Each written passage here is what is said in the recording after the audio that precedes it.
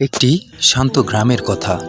চারিদিকে সবুজ গাছপালা, ছোট ছোট কাঁচা রাস্তা আর মানুষের সরল জীবন। সেই গ্রামেই বাস করত এক যুবক। ছোটবেলা থেকেই সে খুব ধার্মিক ছিল। গ্রামের মসজিদে তার উপস্থিতি ছিল নিয়মিত। ফজরের আজান হওয়ার আগেই তাকে দেখা যেত অজু করে মসজিদের দিকে হাঁটতে। লোকেরা বলতো, এই ছেলেটা আল্লাহর বিশেষ বান্দা হবে।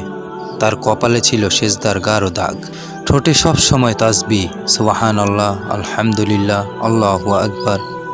সে নিয়মিত নামাজ পড়ত, প্রায় নফল রোজা রাখত, রাতের শেষ ভাগে তাহাজ্জুদও পড়ত। গ্রামের মানুষ তার ইবাদত দেখে বিস্মিত হতো। অনেকেই তাকে দেখে অনুপ্রাণিত হতো। কেউ কেউ তো বলেই ফেলল, এই ছেলে তো নিশ্চিত জান্নাতি। কিন্তু সেই যুবকের ঘরেই ছিলেন তার এক বৃদ্ধা মা। স্বামী মারা যাওয়ার পর তিনি একমাত্র ছেলেকেই আঁকড়ে ধরে বেঁচেছিলেন। শরীরটা ছিল খুব দুর্বল, হাঁটতে কষ্ট হতো, চোখেও ভালো মতো দেখতে পেত না। মা মাঝে মাঝে ছেলেকে বলতেন, বাবা একটু বসো না আমার পাশে, তোমার সাথে একটু কথা বলতে ইচ্ছা করে। কিন্তু ছেলেটি বেশিরভাগ সময়ই বলতো, মা আমি এখন জিকির করছি, পরে কথা বলবো। মা চুপ করে যেতেন। এক শীতের গভীর রাত, চারদিকে কনকনে ঠান্ডা, কুঁড়ে ঘরের ফাঁক দিয়ে ঠান্ডা বাতাস ঢুকছে। বৃদ্ধা মা জ্বরে কাঁপছিলেন, গলা শুকিয়ে যাচ্ছিল। তিনি কষ্ট করে ছেলেকে ডাকলেন, বাবা একটু গরম পানি এনে দিবি? সেই সময় যুবকটি ঘরের এক কোণে বসে তসবিহ পড়ছিল।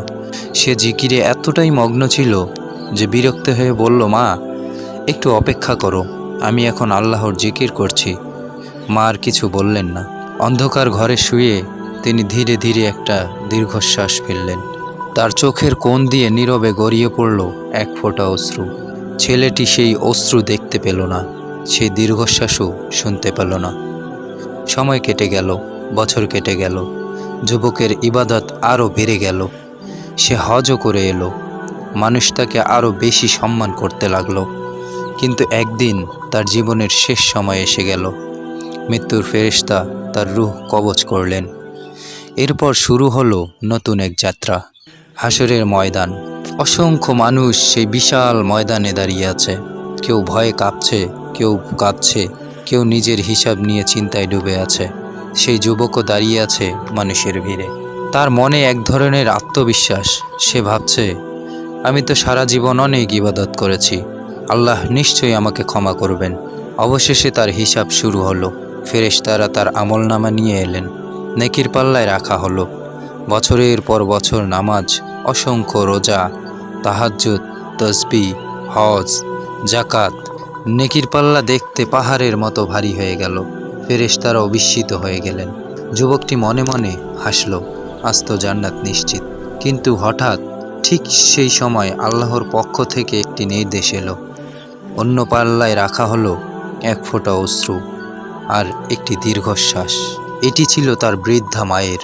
মুহূর্তেই পাল্লার অবস্থা বদলে গেল। যুবকের পাহাড় সমান ইবাদত হালকা হয়ে গেল। সে বিস্মিত হয়ে কেঁপে উঠল, তার বুক ধড়ফড় করতে লাগলো। সে ভাবতে লাগলো, এটা কিভাবে সম্ভব? তারপর হঠাৎ মনে পড়ল সেই শীতের রাত, মায়ের কাঁপা কণ্ঠ, বাবা একটু গরম পানি এনে দিবি? আর নিজের সেই উত্তর, মা আমি এখন জিকির করছি। তার চোখ দিয়ে অশ্রু ঝরতে লাগলো। সে বুঝতে পারল, সে আল্লাহর ইবাদত করেছিল ঠিকই, কিন্তু মায়ের হক আদায় করেনি। তখন ঘোষণা এলো, আমার বান্দার ইবাদত অনেক, কিন্তু সে মায়ের অধিকার পূর্ণভাবে আদায় করেনি। মানুষের হক আদায় না করে কেবল ইবাদত দিয়ে আমার কাছে আসা যায় না। যুবকটি তখন কাঁদতে লাগলো। কিন্তু সেই দিন ছিল বিচার দিবস। সেখানে আর ফিরে গিয়ে ভুল ঠিক করার সুযোগ ছিল না। এই গল্প আমাদের একটি গভীর শিক্ষা দেয়। ইসলামে শুধু নামাজ, রোজা, তাসবিহ যথেষ্ট নয়। বাবা মায়ের সেবা, মানুষের হক আদায়, এগুলোও আল্লাহর কাছে অত্যন্ত গুরুত্বপূর্ণ। রাসূলুল্লাহ সাল্লাল্লাহু আলাইহি ওয়াসাল্লাম বলেছেন, মায়ের পায়ের নিচে সন্তানের জান্নাত। তাই মনে রাখবেন, আপনি যদি সিজদায় 1000 বার মাথা নত করেন কিন্তু ঘরের মা কাঁদেন, তবে সেই ইবাদত পূর্ণতা পায় না। একটা প্রশ্ন আপনার কাছে, আজকের যুগে আমরা কি এখনও এমন করি না?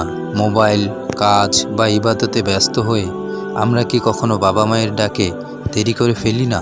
অতএব আসুন আজ থেকেই সতর্ক হই।